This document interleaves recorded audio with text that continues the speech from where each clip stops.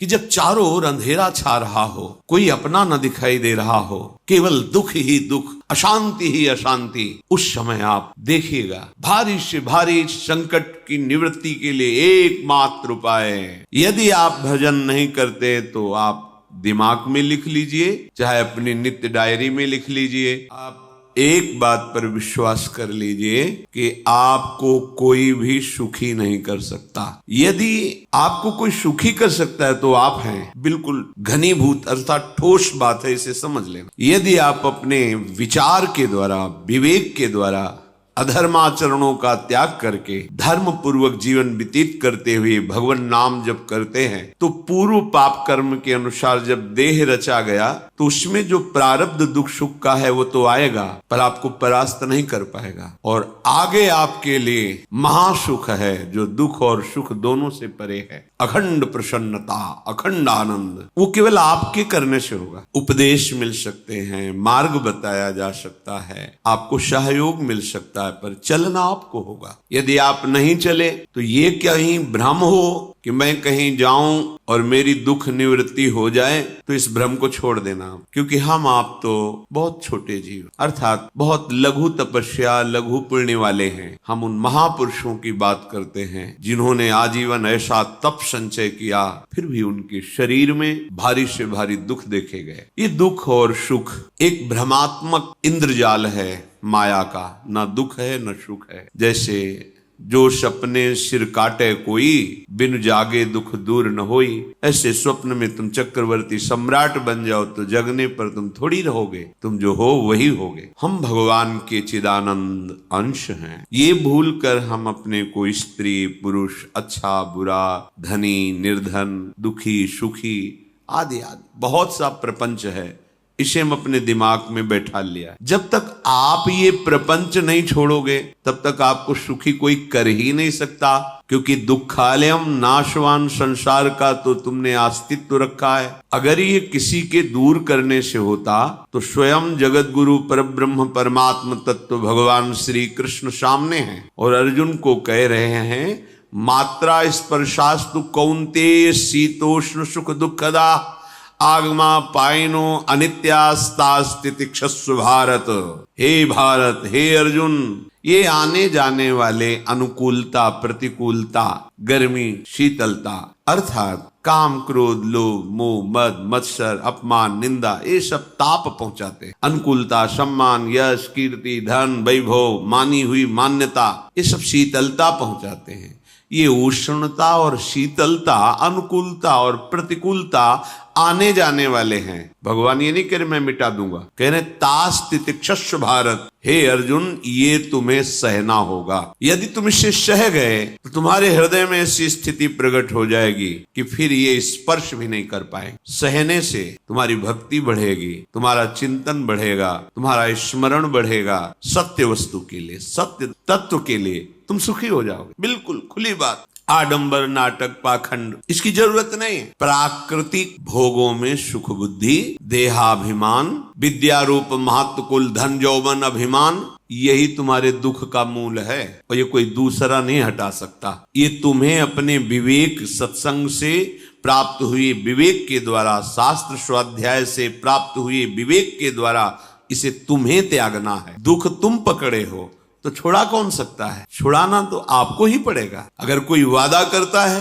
कि मैं आपको दुख रहित कर दूंगा, मुझे आज तक समझ में नहीं आया। दुख रहित होने का जो उपाय है वो गुरुजन, महापुरुष, संत जन बताते हैं कि जब चारों ओर अंधेरा छा रहा हो, कोई अपना न दिखाई दे रहा हो, केवल दुख ही दुख, अशांति ही अशांति, उस समय आप देखिएगा कोई एक है जो आपको बहुत प्यार कर रहा है। वो हमारे प्रभु हैं। आप जिनकी तरफ पीठ किए हो और जहां दुख है उधर मुख किए हो, वापस घूमो, सन्मुख होइएगा। सन्मुख होए जीव मोहि जबहि, जन्म कोटि अघनाशों तबहि। करोड़ों जन्मों के पाप नष्ट कर देते हैं भगवान। जहां प्रभु की तरफ हुए तो पता चला बहुत जन्मों से बिछुड़ा था, वो मेरे स्वामी मिल गए। भारी से भारी संकट की निवृत्ति के लिए एकमात्र उपाय भगवान श्री हरि का आश्रय, उनके नाम का जप। सत्य मान लीजिए, आडंबर से कुछ नहीं होना, चाहे जितने जंतुर बांध लो, चाहे जितना जो कुछ जादू टोना जो मन आवे सो कर लो। बारी मथे घृत होए बरु शिकताते बरु तेल, बिनु हरि भजन न भवतरी यह सिद्धांत अपेल। विनिश्चितम बदामिते नान्यथा वचांस में हरि भजन अटल बात है। यदि भजन नहीं करोगे तो तुम्हें कोई सुखी नहीं कर सकता। तात्कालिक आपको ऐसा लग सकता है मेरा काम बन गया, नहीं, वो तत्कालिक है। हमारा काम बनना तो तब होगा जो हमारा आवागमन मिट जाए, सदा सदा के लिए मुझे ऐसी वस्तु प्राप्त हो जाए कि जहां चाह ही खत्म हो गई, जहां दुख ही खत्म हो गया, वो हमारा स्वरूप है, वो हमारे आराध्य देव। प्रार्थना मान लीजिए, भटकाव से बचिए। ये कलिकाल मलायतन मन कर देख विचार, श्री रघुनाथ नाम बिन नाहिन आन आधार। महापुरुषों ने स्पष्ट, ये मलायतन मल का आगार है। मल माने कामना, नाना प्रकार की वासना, भ्रष्ट आचरण, छल कपट, दंभ पाखंड, बोलबाला, इसका एकमात्र श्री भगवान का नाम आ। जो चाहत है नित्य सुख अर मन को विश्राम, तो हित ध्रुव हित सो भजत रो पल पल, श्यामा श्याम श्यामा श्याम श्यामा श्याम। यदि सच्चिदानंद शाश्वत सुख चाहते हो, जहां से कभी हटना न पड़े, केवल सुख ही सुख है, आनंद ही आनंद है, और मन का विश्राम चाहते हो कि भाग दौड़ मन की मिट जाए, तो बस प्रेम से बोलते रहो श्यामा श्याम श्यामा श्याम, राधे श्याम, राधा राधा राधा वल्लभ। ये बड़ी शोध करके महापुरुषों ने बात कही है। यदि आप भजन नहीं करते तो आप दिमाग में लिख लीजिए, चाहे अपनी नित्य डायरी में लिख लीजिए, जो आप दिनचर्या लिखते हैं। आपको कहीं भी कभी भी कोई भी सुखी नहीं कर सकता। गांठ बांध ली, भटकने की जरूरत नहीं है। और यदि नाम जप करने लगे, धर्माचरण करने लगे, तो तुम आशीर्वाद देने वाले बन जाओगे। सातरति सातरति सा लोकांतारयति। ध्यान दीजिए, वो तर जाता है, वह तर जाता है, वो लोगों को तार दे। जब पृथ्वी में भयंकर पापाचरण की वृद्धि हुई, असुरों के द्वारा प्रेरित होकर के जहां भी धर्माचरण, नाम कीर्तन, यज्ञ, हवन, होम, ऋषि मुनि विध्वंस कर, क्या हुआ? कोई दूसरा दिखाई दिया क्या? नहीं, किसी की सामर्थ्य नहीं थी। सब मिलकर के ब्रह्मा जी के पास गए, जो ईश्वर कोटि के महापुरुष, सबने ब्रह्मा जी से प्रार्थना की। ब्रह्मा जी ने कहा, हम भी जिनके सेवक हैं, वही प्रभु अब हमारे दुख का निवारण कर सकते हैं। सोचो, आप किसी और से दुख निवृत्त कराना चाहते हैं? जिसने सृष्टि बनाई है, भगवान ब्रह्मा जी भी कह रहे हैं, मैं जिनके सेवक हूं, वही प्रभु हमारे और आप सबके दुखों का निवारण कर। तो आपको समझ में नहीं आ रहा कि एकमात्र भगवान श्री हरि ही हमारे दुख का निवारण कर सकते हैं। हमें कहीं भागने दौड़ने की जरूरत नहीं है। साधु समागम इसलिए किया जाता है कि हृदय पवित्र हो जाए। पवित्र हृदय की पहचान बुद्धि में विवेक का प्रादुर्भाव हो जाए, और विवेक से मोह का नाश करके हम निरंतर प्रभु के प्रेम में डूबे, भजन में डूबे। सबने एक साथ मिलकर के विचार किया कि महासुख सिंधु प्रभु से विनय करनी तो कहाँ जाया जाए? वैकुंठ चले, किसी ने कहा क्षीर सागर चले। अपनी अपनी भावना व्यक्त कर रहे। तेहि समाज गिरजा में रहेऊ, अवसर पाई वचन एक कहेऊ, हरि व्यापक सर्वत्र समाना,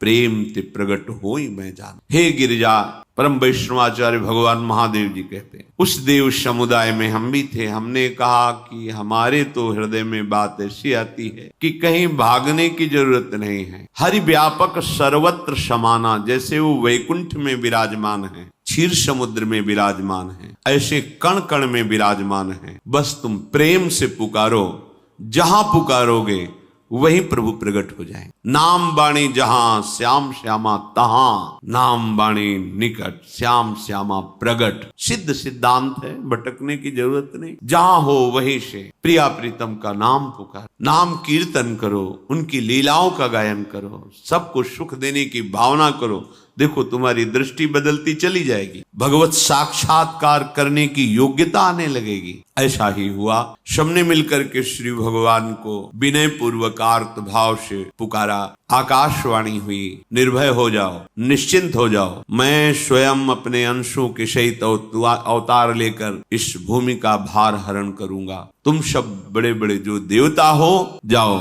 हमारी लीला में सुख लेने के लिए सब ऋक्ष वानर आदि का रूप धारण करो। ब्रह्मा जी, महादेव जी, बड़े बड़े ईश्वर कोटि के लोकपाल बहुत प्रसन्न हुए, क्योंकि भगवद वाणी सत्य है, त्रिकाल सत्य है। सबको विश्वास हो गया कि अब मारा तो जाएगा ये महासुर, जिसको लगता था कोई ना मंत्र के द्वारा मार सकता है ना अस्त्र के द्वारा मार सकता है। स्वयं श्री भगवान पधार रहे। भगवान ने जो निरंतर भजन प्राण रहते हैं, कश्यप जी, अदिति, वो भगवान के वात्सल्य में भरे। प्रभु जब प्रकट हुए तो उनसे कहा, मुझे आप जैसा पुत्र चाहिए। प्रभु ने कहा कि मेरे जैसा तो मैं ही हूँ, अद्वितीय हूँ, दूसरा कोई है नहीं, मैं ही अवतरित हूँ। भजन में देखो कितनी सामर्थ्य है। जगत पिता को पुत्र रूप में प्राप्त कर रहे हैं। वही चक्रवर्ती सम्राट अवधपुरी के नरेश महाराज दशरथ जी के रूप में, जिनके महामहिम अद्भुत सौभाग्य प्राप्त करने वाली तीन ये श्री कौशल्या जी, श्री कैकेयी जी, श्री सुमित्रा। भगवान वशिष्ठ जी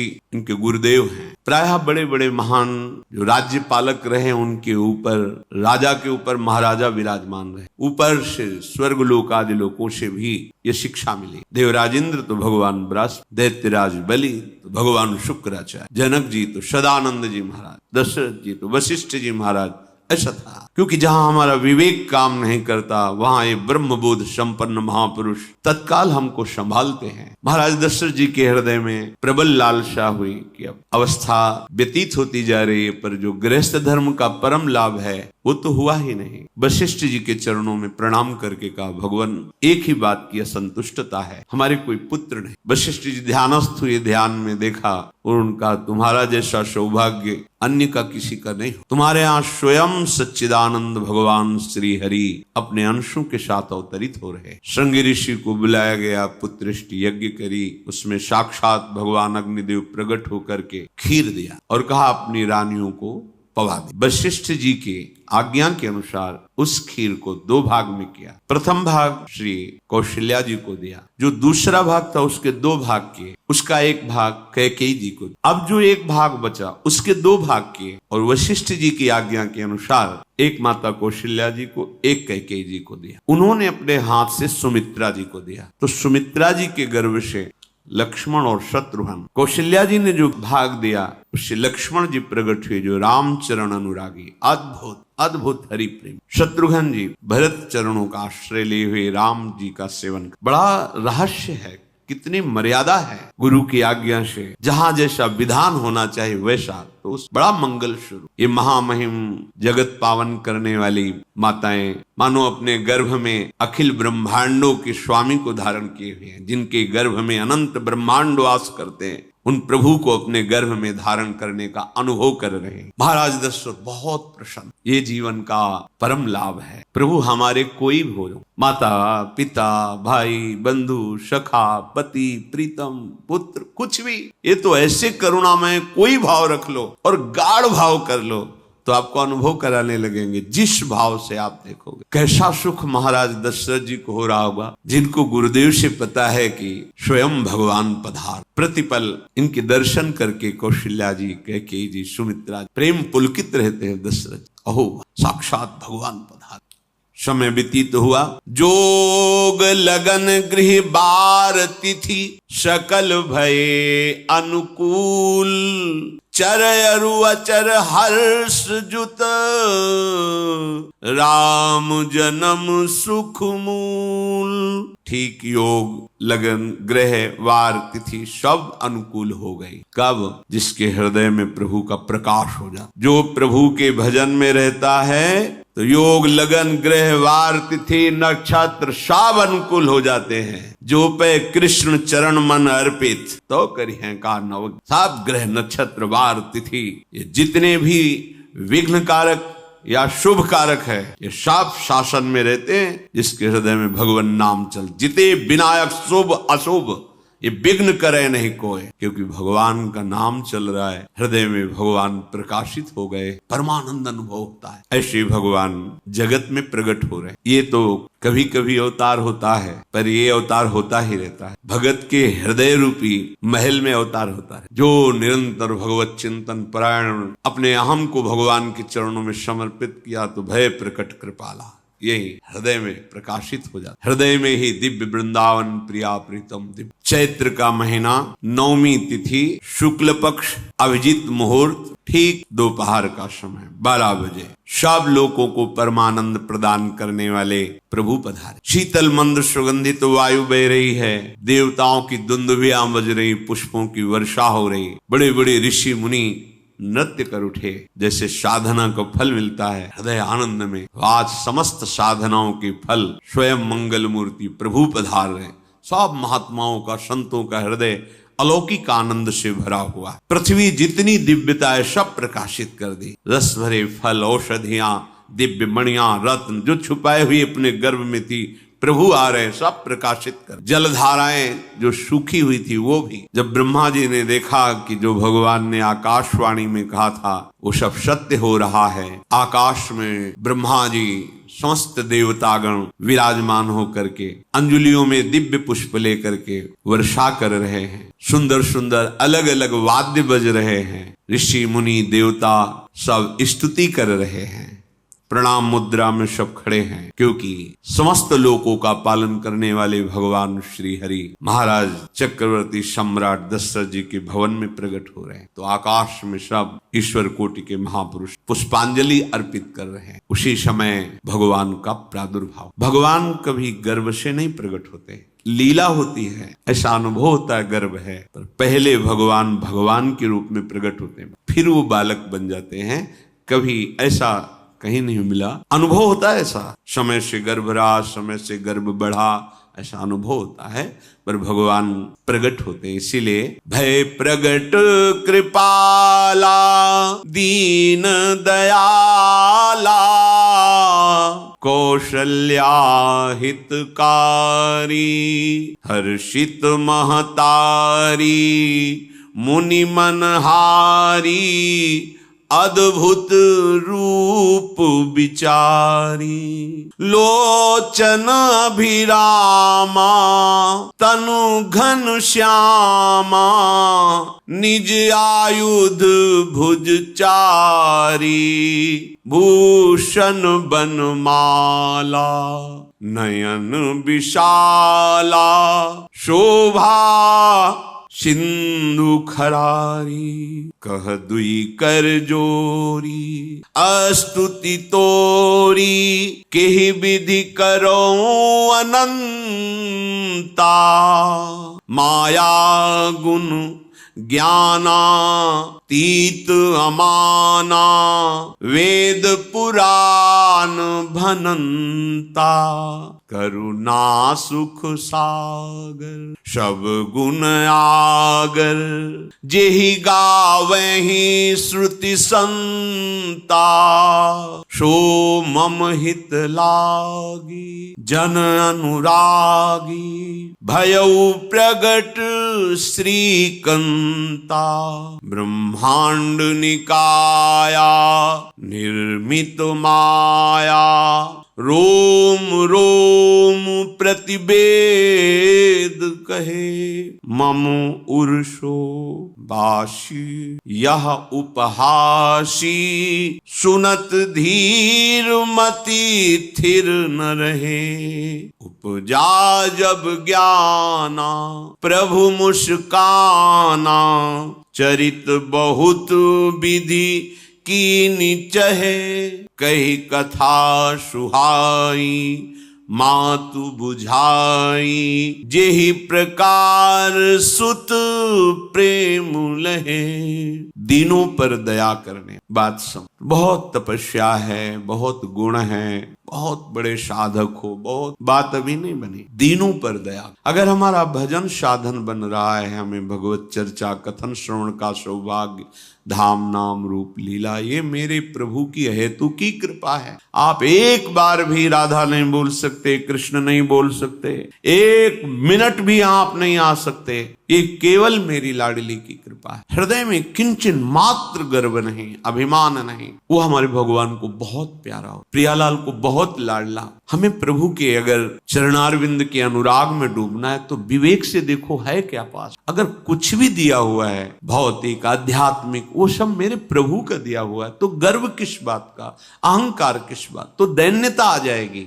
अज्ञान से ये अहंकार बढ़ता है, ज्ञान से इसका समन हो जाता है। चाहे भौतिक हो चाहे आध्यात्मिक हो, मेरे को सब कुछ मेरे प्रभु ने तो दिया है। ध्यान देकर देखो तुम्हारी उपज क्या है, तुम भी तो उन्हीं के अंश हो। न तुमने शरीर बनाया, न संसार बनाया, तो फिर अध्यात्म तो भौतिक अध्यात्म सब कुछ मेरे प्रभु का दिया हुआ है, सब कुछ प्रभु में है, तो फिर अहंकार किस बात, दैन्य हो जाओ। यंत्र कहे कि मैं दक्षिण की तरफ चलूंगा और यंत्री तुम्हें उत्तर की तरफ चलावे तो एक कदम चल नहीं सकता यंत्र, ठीक ऐसे ही तुम हो। पर ये ज्ञान न होने के कारण अहम वृत्ति को स्वीकार करके मनमानी आचरणों में उतर गए। अब तुम्हारा यंत्री माया हुई, यंत्रारूढ़ानि मम माया। और यदि भगवद आज्ञा का पालन करते हुए भजन परायण, तो आप भगवान के हाथ के यंत्र बन जाओ, महासुख में निमग्न हो जाओ। जो दीनों पर सदैव दुलार करते हैं, माता कौशल्या जी को परम सुख देने वाले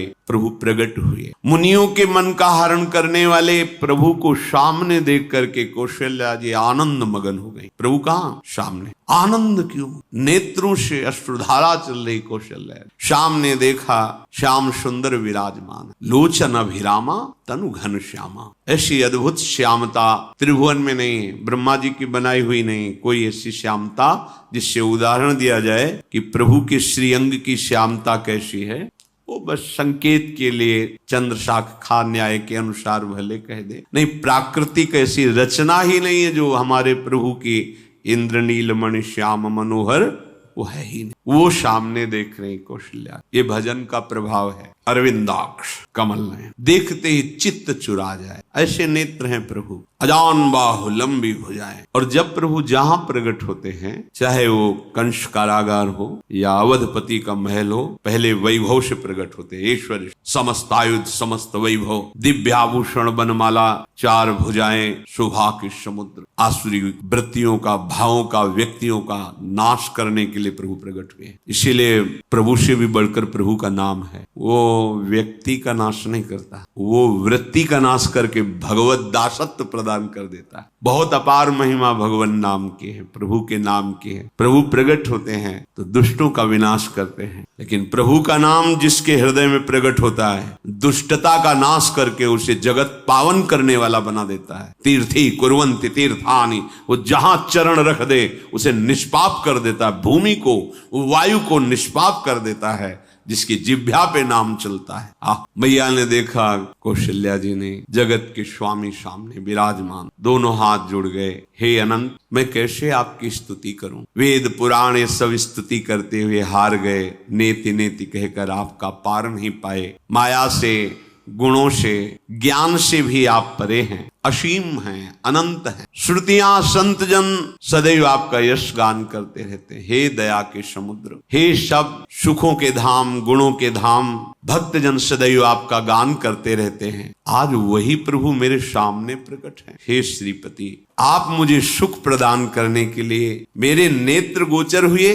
अरे जिनके रोम रोम में अनेकों ब्रह्मांड वास करते हैं, एक रोमकूप में अनेकों ब्रह्मांड वास, वो प्रभु मेरे पुत्र कहलाए, ये तो हंसी की ही बात है। मेरी बुद्धि विचलित हो रही। कहाँ आप असीम महिमा अनंत विराट, आप मेरे पुत्र। जब ऐसा वर्णन कर रहे तो प्रभु मुस्कुराए। बहुत प्रकार से मैं आपको सुख देना चाहता हूँ, इसलिए पहले मैं इस रूप में आया हूँ कि आपने जो भजन करके मांगा था कि मेरे जैसा पुत्र हो, तो देखो मैं ही स्वयं, मेरे जैसा और कोई है ही नहीं, मैं ही स्वयं आया। तुम्हें याद है? याद, स्मृति आई। हाँ, फिर प्रभु अब इस रूप में, माता पुनि बोली सोमति डोली तजहु तात ये रूपा, की जैसी सुलीला अति प्रियशीला, यह सुख परम अनूपा। हाँ प्रभु याद, ओहो अहो भाग्य अहो। तो फिर प्रभु ये रूप, और जो सुख देने के लिए आप पधारे हो वो रूप धारण करो। प्रभु जब आप हमारे पुत्र बनने के लिए आए हो तो फिर शिष्य रूप धारण। जो ही माता कौशल्या जी ने ऐसे वचन उचारे तो सुनी बचन सुजाना, रोदन ठाना, होई बालक सुरभूपा, यह चरित जिगावहि, हरि पद पावहि, ते न परहि भवकूपा।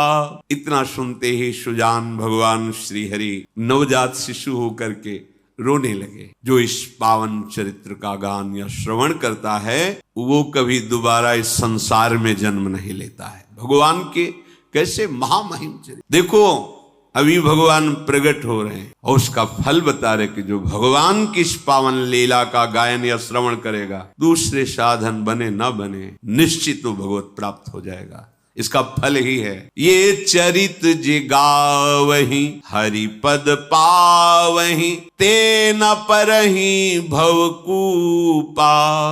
ब्रह्म ऋषियों के लिए, गौ देवता, संत भक्तों के लिए स्वयं भगवान लीला सुख प्रदान करने के लिए अवतरित हुए। सतोगुण रजोगुण तमोगुण से अतीत भगवान का चिदानंदमय देह है, मनुष्य रूप में ही प्रकट हो रहे हैं। पर ये मायाकृत नहीं, ब्रह्मा की सृष्टि का नहीं है। चिदानंद सच्चिदानंद रूपाय, ऐसे ही चिदानंदमय देह तुम्हारी, विगत विकार जान अधिकारी। निज इच्छा निर्मित तनु है, कर्म बंधन से नहीं, प्रकृति के अधीन नहीं, प्रकृति को अधीन करके स्वयं की इच्छा से आत्मस्वरूप सच्चिदानंद भगवान का विग्रह है। अब शिशु का रोदन सुन करके जैसे समुद्र में ज्वार भाटा आ जाता, ऐसे महाराज दशरथ जी के भवन में सुख सिंधु की बाढ़ आ गई। महारानी कौशल्या जी ने शिशु का जन्म, ऐसा जन्म हुआ है जन्म मरण मिटाने वाला। आप सोचते होंगे कि ये प्रिया प्रीतम के अनुरागी, हम आपको सच्ची कहते हैं, हम इनकी बात कर रहे हैं ना तो दिमाग में रील कुछ और ही चलती है।